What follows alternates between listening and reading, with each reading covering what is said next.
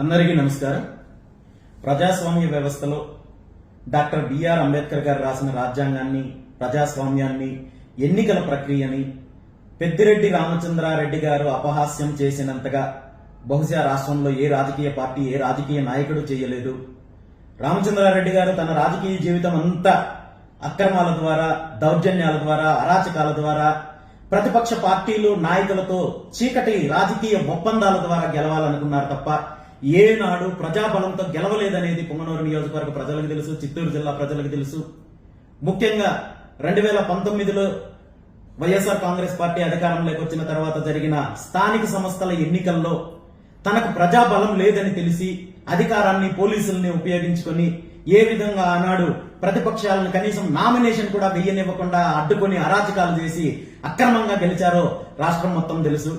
ఆ తర్వాత ఎన్నికల ప్రక్రియలోనే ఒక చీకటి సంఘటన, తిరుపతి పార్లమెంటుకు జరిగిన ఉప ఎన్నికల్లో తన పార్టీ అభ్యర్థిని గెలిపించడం కోసము పెద్దిరెడ్డి రామచంద్రారెడ్డి గారు దేశంలో ఎప్పుడు ఎక్కడా జరగని విధంగా సుమారు 38,000 తప్పుడు ఓటర్ కార్డులను సృష్టించి ఆనాడు ఎన్నికల్లో గెలిచే ప్రయత్నం చేసినప్పుడు ఎన్నికల సంఘం దీని మీద విచారణ జరిపించి దానికి సంబంధించి బాధ్యులైన అధికారుల మీద చర్యలు తీసుకున్నారు. కానీ ఇలాంటి తప్పుడు నాయకుడు పెద్దిరెడ్డి రామచంద్రారెడ్డి మీద ఇప్పటి వరకు ఎటువంటి చర్యలు తీసుకోలేదు. ఇప్పుడు వచ్చే అసెంబ్లీ ఎన్నికల్లో తను అక్రమంగా సంపాదించిన ఆస్తులు, అక్రమంగా దౌర్జన్యంగా అధికారాన్ని ఉపయోగించుకుని భూ కబ్జాల ద్వారా సంపాదించిన ఆస్తులని తన అఫిడవిట్ లో చూపిస్తే ప్రజలు ఎదురు తిరుగుతారు, ప్రజలు తనని చేదరించుకుంటారనే భయంతో తన సమర్పించిన నామినేషన్ లో, తన సమర్పించిన అఫిడవిట్ లో సుమారు 142 అక్రమ ఆస్తులకు సంబంధించి పూర్తిగా ఎన్నికల కమిషన్ కి తెలియపరచకుండా తీవ్రమైన నేరాలు చేసే ప్రయత్నము పెద్దిరెడ్డి రామచంద్రారెడ్డి గారు చేస్తున్నారు. ఇది ఆయన ఎన్నికల కమిషన్ కి సంబంధించి సమర్పించిన అఫిడవిట్. ఇందులో ఏవైతే ఆస్తులు ఉన్నాయో తనకు, తన భార్య గారి పేరు మీద ఉన్న ఆస్తులు సమర్పించకుండా ఉన్నవి సుమారు 142 ఆస్తులు ఈరోజు కేవలం మాకున్న సమాచారం మేరకు మాత్రమే ఇవి ఉన్నాయి. ఇంకా రాష్ట్ర వ్యాప్తంగా కావచ్చు, పక్క రాష్ట్రాల్లో కావచ్చు, అతనికి ఉన్న ఆస్తులు కావచ్చు, విదేశాల్లో ఉన్న ఆస్తులు కావచ్చు, ఇవన్నీ కూడా వివరాలు రావాల్సి ఉంది. ఇప్పటికీ మాకొచ్చిన వివరాల మేరకు 142 ఆస్తులు తనకు సంబంధించినవి ఎన్నికల అఫిడవిట్ లో సమర్పించలేదనేది పూర్తిగా ఆధారాలతో సహా ఈరోజు మేము ఎన్నికల కమిషన్ కి ఇప్పటికే కంప్లైంట్ చేయడం జరిగింది. ఇవన్నీ కూడా ఈ ఎల్లో మార్క్ చేసిన ఆస్తులకు సంబంధించి పూర్తిగా అతని పేరు మీద, అతని భార్య పేరు మీద ఉన్న ఆస్తులు. ఇవేవి కూడా ఎన్నికల అఫిడవిట్ లో సమర్పించలేదు.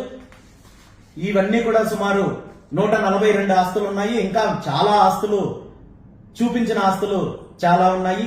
వీటన్నిటి మీద కూడా ఇప్పుడే ఎన్నికల కమిషన్ కి బీసీవై పార్టీ తరఫున ఫిర్యాదు చేయడం జరిగింది.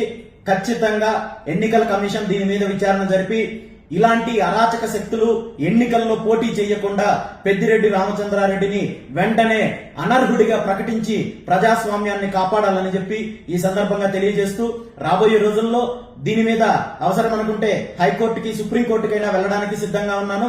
ఖచ్చితంగా ఇలాంటి అరాచక శక్తుల్ని, ఇలాంటి ప్రజాస్వామ్యాన్ని కూనీ చేసి అక్రమంగా ఎన్నికల్లో గెలిచి దోపిడీ చేయాలి, దౌర్జన్యాలు చేయాలనుకునే నాయకుల్ని ఎన్నికల కమిషన్ శిక్షించాలని చెప్పి కూడా ఈ సందర్భంగా కోరుకుంటూ పొంగనూరు నియోజకవర్గ ప్రజలకు కూడా మరొక్క విజ్ఞప్తి చేస్తున్నాను. గత 15 సంవత్సరాల నుండి పెద్దిరెడ్డి రామచంద్రారెడ్డి, అతని కుటుంబ సభ్యులు, అతని అనుచరులు చేసిన అరాచకాలు చూశారు, దౌర్జన్యాలు, దోపిడీ, భూ కబ్జాలు చూశారు.